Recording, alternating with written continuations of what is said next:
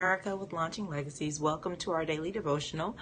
We are continuing our series on the difficult to love. Today, I said that I would do an illustration, and the significance of doing an illustration, particularly in situations like this, is that it helps us to navigate through when we are kind of not able to follow the appropriate boundaries in a situation, but it's a little bit less abrasive. So let's start the story. For one, this is a fully made up story. Okay. I don't know any of the people. I'm picking neutral names for that purpose, and it's just an illustration, and it's something that I want you to consider as I go through the story. Like, consider what it is that this person should do. Okay, so I'm going to tell the story about two cousins. Okay, one cousin's name is Sue, the other cousin's name is Deidre. Okay, so Deidre and Sue are first cousins, and they grew up pretty close together, right? Their mothers are sisters, and they grew up close together. And so they have a lot of interactions with one another, and pretty much they both had difficulties in their childhood. Their life wasn't perfect, but pretty much they have always been really close to one another. And so these two cousins grow up and they become, adult women. And in their adult life, it seems that Sue runs into several complications. And it starts maybe in her teenage years. She may be a little bit more wild than Deidre, makes some more risky decisions. But that was teenage years. Times people make decisions like that. And then as they go into their 20s, it seems Deidre starts to kind of mature and think about things a little bit differently. And conversely, Sue seems to use the new liberty of her 20s to do more kind of outlandish, wild things. And as a result of the wilder or riskier decision making, Sue ends up with a few things in her life that could be considered hurdles or, make her life a little bit more difficult. And so she has maybe 2 children, and Deidre has none. Neither of the women are married, but so she has 2 children from various relationships that were unhealthy. And so there's a series of unhealthy relationships. There's a series of dead-end jobs, positions. She kind of loses jobs, moves around a lot, has a lot of broken relationship, and she's taking her 2 children through all of these processes. Okay. And Deidre is more stable, working the same kind of job, kind of consistent, but still very good cousin to her cousin Sue. Now, as time progresses, Sue starts to become realize how much more stable Deidre is. And when she has a shortcoming or there's an issue based on her own poor decision making, for example, sometimes she would have a party or a gathering because she's very social, have a lot of people over, spend a lot of money on food and maybe alcohol or just, having a good time, and then forget to pay essential bills like maybe the rent or the electricity and water. Okay. And so she makes bad decisions. And so she watches Deidre though, and realizes that Deidre seems to have more than enough, and she seems to have never enough. So based on that, she starts to kind of ask Deidre for help.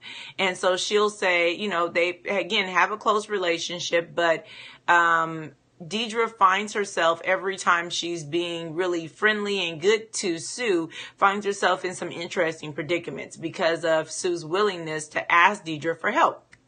So Sue asks Deidre for money at times. Sometimes she asks for gas. Sometimes she asks for food, for her kids. And almost always the frame of reference is my kids, under this perception of my children really need this. I would be okay, but the children. And so it becomes, for, of course, Deidre, who loves these children, something that she feels like she really should do because she loves the children and she loves, Sue, and she wants to be there for her and be supportive and be kind. Now, as things kind of mature though, we find that Deidre becomes resentful. she starts to be a little bit embittered toward Sue. She finds she's disappointed with the decision making, the consistent relationships that are unhealthy, and the choices that seem to offset Sue's needs. And so she starts to be very, feels a certain way. And so she finds that she has a harder time relating to Sue because Sue is always doing or being in situations that seem preventable from Deidre's perspective. So, you didn't pay the water bill this month because you decided to go buy a purse that you didn't need. And so Deidre starts to question Sue's behavior. She says to Sue, now, why would you buy a purse if you know you hadn't paid your rent? Or why would you do this when you know you haven't done that, right? And so we start to see Deidre manifest some of the behaviors that are showing that she's having a difficult time loving Sue. And after she starts asking why, and of course, Sue's answers are never sufficient. Well, I just loved you, girl. It was on sale. It was wonderful. It just didn't really make any sense to Deidre. So when she starts to realize that really Sue doesn't have in her mind, a legitimate reasoning for her answers, she thinks, you know what? I think it's time to do an intervention. This is Deidre. She says, I'm going to just do an intervention because, Sue keeps getting into all these issues and these problems. I'm going to just do an intervention. And so Deidre takes it upon herself to have an intervention with Sue, and she sits her down and she's like, these are the things that I see you doing. She has a whole list of it. She's very organized, and she says, these are the things I see you doing. These are the things that I think are messing up your life. And if you could just stop doing these things and start doing these things, then I think you would be better. Let's try that. Why don't we do that? And you do this, and then I'll be here for you to walk you through the journey. And it seems like Sue is going to be responsive at first because the advice is good advice. However, after a week or so, Sue starts to slip back into the bad decision making, and because she doesn't want to disappoint Deidre, she keeps it secret. And so these secret poor decisions turn out to be far more riskier than the ones that she was making publicly, and eventually Sue is in a worse position, and she has nothing to do but to go back to her cousin Deidre and say, hey, I don't know what happened. I think things just kind of fell apart, and I'm not really sure, but these things and these things are all going to get cut off. And if you could just help me, or if you could just sign on this thing, or you could just assist us with this, that would be great. And so Deidre feels like she's a failure, right? Because she hasn't helped her cousin Sue make the right decisions. Maybe she left out information that was important. Maybe she wasn't supportive enough through the process. But she feels like a disappointment to her cousin. And so she's feeling, she's feeling bad. And she starts to go ahead of herself and kind of make up for the shortcomings that Sue has accumulated over this period of time. And so she tries to help here and she tries to help there, but every time she helps, she sees that there's still another poor decision after the assistance. So she would assist her, and then subsequently, Sue would make another bad decision, and she seemed to be stuck in a rut, kind of say.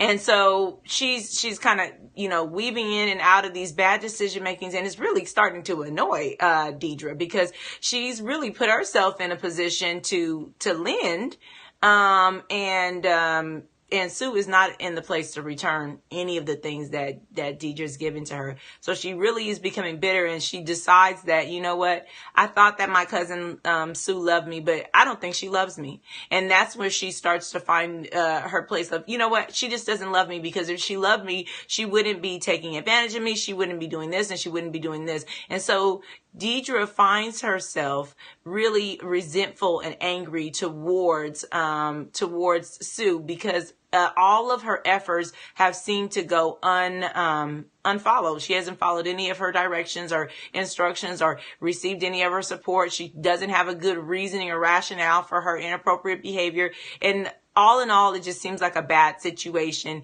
and she feels unloved.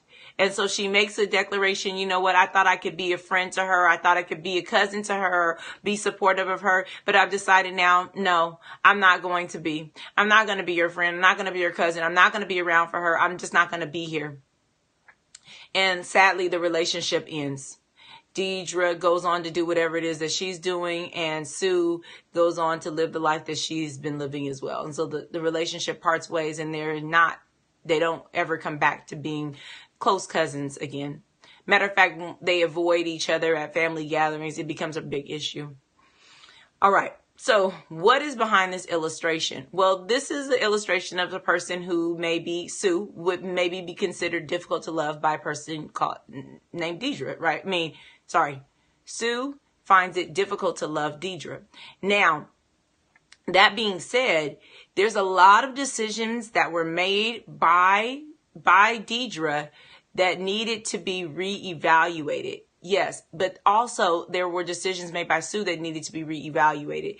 And in all honesty, if I was doing a counseling session with them individually or collectively, they both have a significant place of blame in the behavior that went on wrong. And you might be thinking, well, how can that be so? Was this girl's life? She had these kids. She should have made good decisions. Her life was just like her cousin's life, and so on and so forth. Yes, but because a person doesn't listen or is not able to do things well doesn't mean you keep pressing and keep pressing and keep pressing. You have to at some point stop and reevaluate yourself and learn what love looks like in that situation. Because remember the passage from 1 Corinthians, the 13th chapter. It doesn't say that love just lets you do whatever you want to do and doesn't have any wisdom. No, love should be always applied with wisdom. And if we look at Proverbs 17:17 today, we find that there's an established thing going on here. It says a friend is always loyal. Okay, so some people say a friend is born for a friend is loyal at all times.